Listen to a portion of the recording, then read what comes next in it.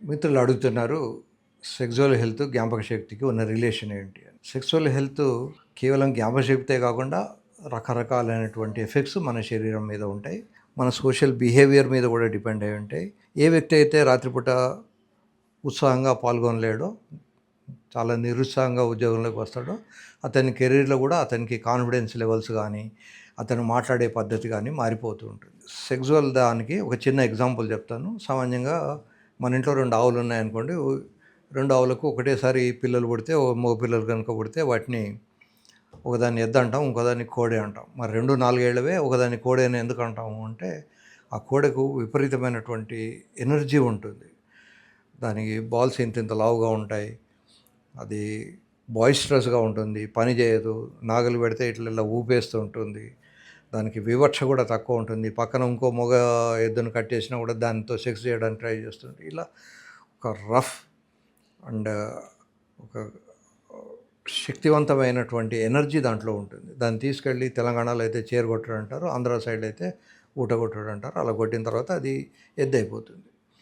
So మగవాడికి సెక్స్లో రెగ్యులర్గా తృప్తి ఉన్నప్పుడు వాడి కెరీర్లో వాడు రాణించగలడు.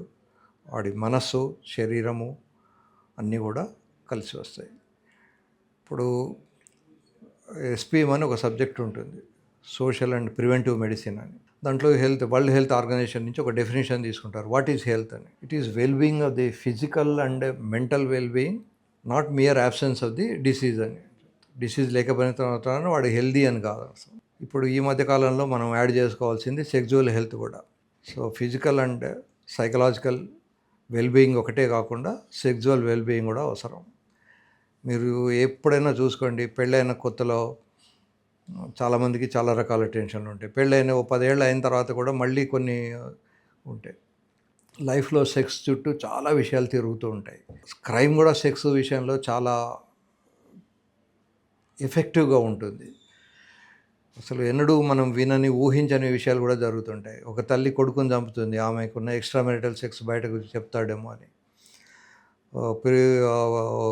ఒక ప్యారమోరును వైఫ్ కలిసేసి హస్బెండ్ని చంపుతారు. ఈ మధ్యకాలంలో మనం చూస్తున్నాం, హనీమూన్కి వెళ్ళినప్పుడు హస్బెండ్ని చంపుతున్నారు. ఇవన్నీ ఎక్కడి నుంచి వచ్చినాయి? ఇవన్నీ కూడా సెక్స్ రిలేటెడ్. సెక్స్లో ఉన్నటువంటి ప్రాబ్లమ్స్ ఉన్నప్పుడు వాళ్ళకి ఎమోషన్స్, తర్వాత తీసుకునే నిర్ణయాలు మంచివేనా కావా అనే వివక్ష, ఇవన్నీ పోతాయి.